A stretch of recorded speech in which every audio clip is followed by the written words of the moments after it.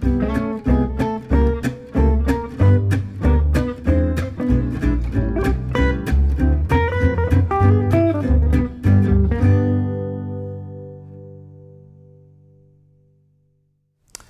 à tous. Donc aujourd'hui, on va s'intéresser à la 3D au cinéma. Alors c'est un procédé qui existe depuis des dizaines d'années, mais qui a eu un essor particulièrement important récemment. L'idée est de pouvoir avoir au cinéma la même impression qu'on peut avoir dans la vie de tous les jours, c'est-à-dire de voir le relief et non pas uniquement des images bidimensionnelles. Alors pourquoi est-ce qu'on peut voir en relief? On l'a vu dans les vidéos précédentes, c'est parce qu'on a deux yeux qui sont séparés de 5 cm à peu près et qui voient donc des images différentes, légèrement décalées. Si je regarde une scène avec mon œil gauche ou avec mon œil droit, je vais avoir un léger décalage dû à la parallaxe, et ce décalage va être interprété par mon cerveau comme un relief, une profondeur, et donc j'ai une impression de 3D. Alors évidemment, au cinéma, mes deux yeux voient la même image qui est projetée. Je ne peux donc pas avoir cette impression de relief. Pour l'avoir, il va falloir utiliser des artifices techniques pour envoyer des images différentes sur l'œil gauche et l'œil droit. Donc des artifices basés sur le port de lunettes en général. Alors vous avez ces lunettes en rouge et bleu, qui sont assez connus, qui étaient le premier procédé mis en place, donc qui permettent de séparer les images entre l'œil gauche et l'œil droit en fonction des couleurs utilisées.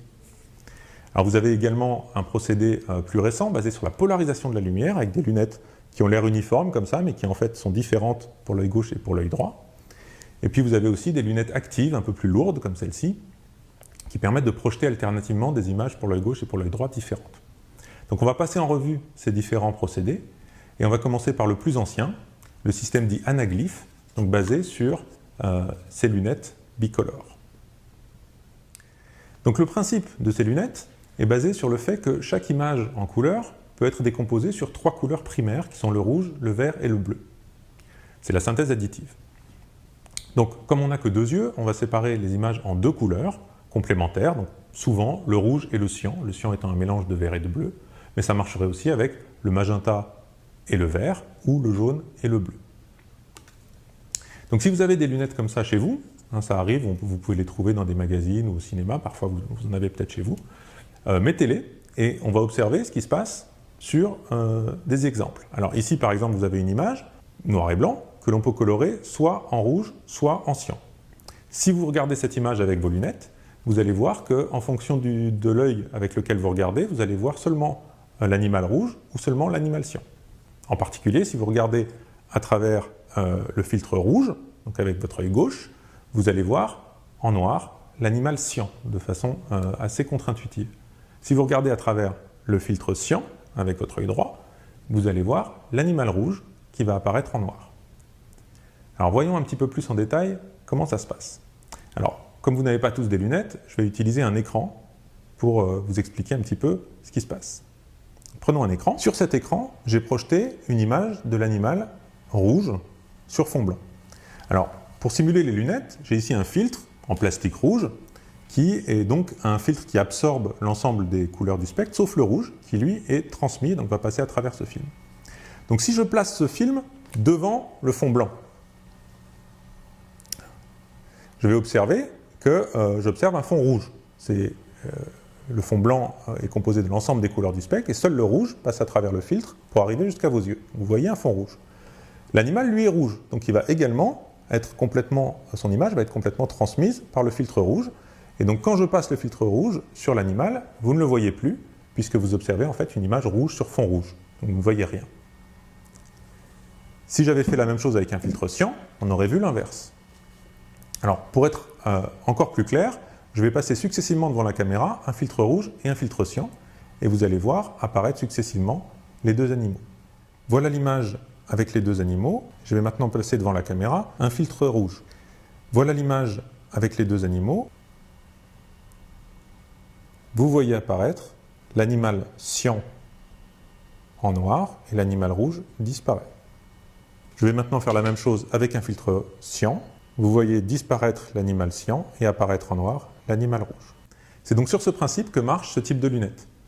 On filme une scène donnée avec deux caméras, séparées de quelques centimètres pour simuler les deux yeux, et ensuite on traite les images en donnant à l'une une teinte rouge et à l'autre une teinte cyan. On va ensuite mettre ces lunettes, et ainsi notre œil droit ne verra qu'une des deux images, et notre œil gauche verra l'autre, les deux sont décalés, l'illusion de relief est ainsi recréée.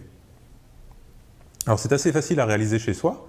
Il suffit d'un appareil photo, de prendre 2 photos d'une même scène séparées de quelques centimètres, et ensuite, avec un logiciel type Photoshop, de rendre chacune de ces images avec une teinte cyan ou avec une teinte rouge, et ensuite de les observer à travers les lunettes. Donc voici quelques exemples ici. Vous voyez qu'on a une impression de relief. Alors évidemment, il faut que vous ayez ce type de lunettes ou au moins des filtres cyan et rouge pour pouvoir le voir, mais c'est assez facile à faire avec très peu de matériel. Alors ce procédé dit anaglyphe est un peu tombé en désuétude car quand on observe une scène à travers ces lunettes, on n'arrive jamais à rendre parfaitement les couleurs de façon naturelle. On a toujours un petit peu de bleu, un petit peu de rouge qui reste présent. On ne peut pas rendre toutes les nuances de couleurs possibles. Alors on vient de voir qu'il était possible de séparer les images destinées à l'œil gauche et à l'œil droit en utilisant la composition spectrale de la lumière, c'est-à-dire la couleur qui compose l'image. Dans la plupart des cinémas actuels, c'est une autre propriété de la lumière qui est utilisée, sa polarisation. Avec ce type de lunettes, que vous avez sans doute tous déjà vues, qui ont l'air d'être uniformes pour l'œil gauche et pour l'œil droit, mais qui ne le sont pas en fait, et qui permettent de discriminer les images et d'envoyer une image différente sur chacun des 2 yeux. Alors, qu'est-ce que la polarisation de la lumière? On a vu que la lumière était une onde qui se propage en ligne droite, essentiellement. Donc, imaginons que la lumière se propage suivant cette direction, la direction de mon bras, par exemple. Ce qui rend la lumière une onde, c'est qu'il y a une grandeur qui oscille. Cette grandeur, c'est ce qu'on appelle le champ électrique. Et l'onde lumineuse est transverse, c'est-à-dire que le champ électrique est perpendiculaire à la direction de propagation. Donc, si ce crayon représente le champ électrique peut osciller dans n'importe quelle direction perpendiculaire à la direction de propagation. Si cette direction est la suivante, c'est-à-dire que le champ électrique va osciller comme ça, on va appeler ça une onde polarisée verticalement. Si l'oscillation se fait dans ce sens-là, on va appeler ça une onde polarisée horizontalement. On voit donc qu'il est possible d'utiliser cette propriété pour rendre le relief. Il va suffire de laisser passer par l'œil gauche uniquement les ondes polarisées verticalement et par l'œil droit uniquement les ondes polarisées horizontalement. Alors pour ce faire, on a besoin de composants très simples qui sont les composants qui composent les verres des lunettes qu'on appelle des polariseurs. Voyons de plus près comment ça marche. Alors voici les polariseurs tels que ceux qui constituent les verres des lunettes 3D utilisées dans ces cinémas. Alors ça apparaît comme des morceaux de plastique gris et on peut imaginer ces polariseurs comme des composants qui filtrent la polarisation. Donc par exemple, on peut imaginer qu'un tel polariseur va laisser passer la polarisation verticale mais ne va pas laisser passer la polarisation horizontale. Alors voyons ce que ça donne. Ici j'ai un écran et ici une simple lampe torche. Donc baissons un peu la lumière pour mieux voir ce qui se passe. On a la lampe, on a l'écran et on a notre polariseur donc de lunettes que je place devant la lampe torche. Ce que je vois, c'est simplement une baisse de luminosité due au fait que la lampe torche n'est pas polarisée, c'est-à-dire qu'on peut considérer qu'elle contient autant de lumière polarisée verticalement que de lumière polarisée horizontalement. Et donc on a une petite baisse de luminosité quand on place le polariseur devant la lampe. Maintenant, prenons un second polariseur et plaçons-le après le premier. On ne voit pas grand-chose de différent, puisque les 2 polariseurs ici sont alignés, c'est-à-dire que le premier laisse passer la polarisation horizontale et le second également. Maintenant, si je tourne le second polariseur de façon à ce qu'il ne laisse passer que la polarisation verticale, j'observe que plus aucune lumière ne passe à travers l'ensemble des 2 polariseurs. En effet, le premier laisse passer une polarisation horizontale, le second laisse passer une polarisation verticale, donc quand on croise les deux, aucune polarisation ne peut passer, on a le noir complet.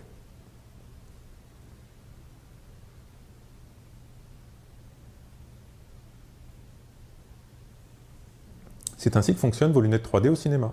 On projette par exemple une image polarisée verticalement, destinée à l'œil droit, et dans ce cas-là, devant l'œil droit, on mettra un filtre polarisé verticalement également, et devant l'œil gauche, un filtre polarisé horizontalement. L'œil gauche ne pourra pas voir cette image. L'image suivante, on inverse la polarisation de la lumière projetée, l'œil gauche va voir cette image, et l'œil droit ne va pas la voir. On peut ainsi successivement envoyer des images différentes sur l'œil droit et sur l'œil gauche. Alors le procédé du coup de projection 3D est très simple.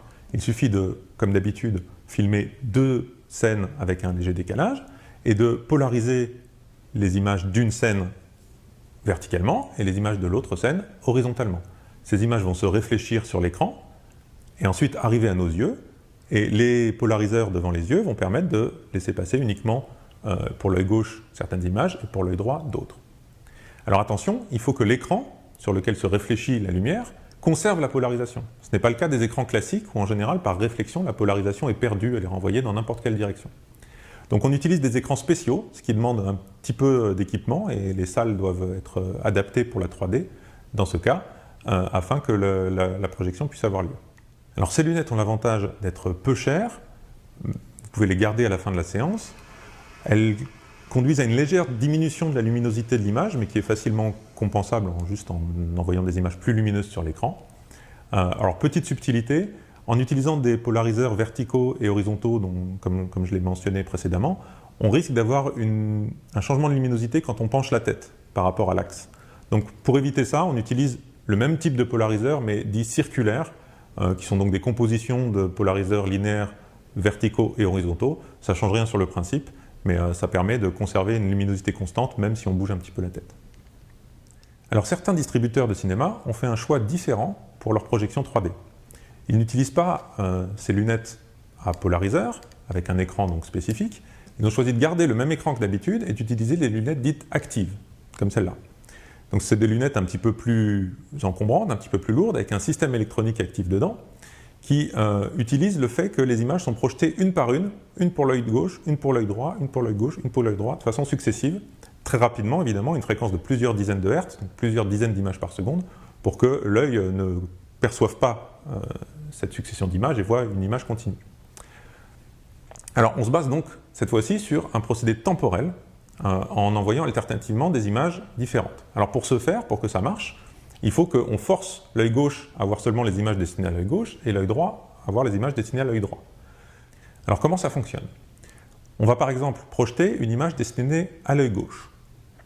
En même temps que cette image est envoyée sur l'écran, on va envoyer dans la salle un signal infrarouge qui va commander aux lunettes d'obturer l'œil droit par un système de cristaux liquides dont je vous donnerai quelques détails dans une autre vidéo. Ainsi, l'œil gauche est obligé de voir l'image qui lui est destinée. Et puis l'image suivante, qui est pour l'œil droit, va être envoyée en même temps qu'un signal infrarouge qui va obturer l'œil gauche. Et l'œil droit va donc voir l'image qui lui est destinée. Et donc on va successivement obturer l'œil gauche et l'œil droit grâce à ces lunettes actives, et ainsi chaque œil va voir l'image qui lui est destinée, qui a été filmée de façon légèrement décalée, et on va avoir cette impression de 3D. Alors là aussi, on perd un petit peu de luminosité puisque on projette une image sur deux pour chaque œil, mais c'est facilement compensable en augmentant la luminosité de la projection elle-même. Alors par contre, ça demande des lunettes plus chères, ça demande un équipement dans la salle un petit peu plus complexe, il faut rendre les lunettes à la fin de la séance, et c'est un choix qui était économique, qui a été fait uniquement par certains distributeurs et pas par tous.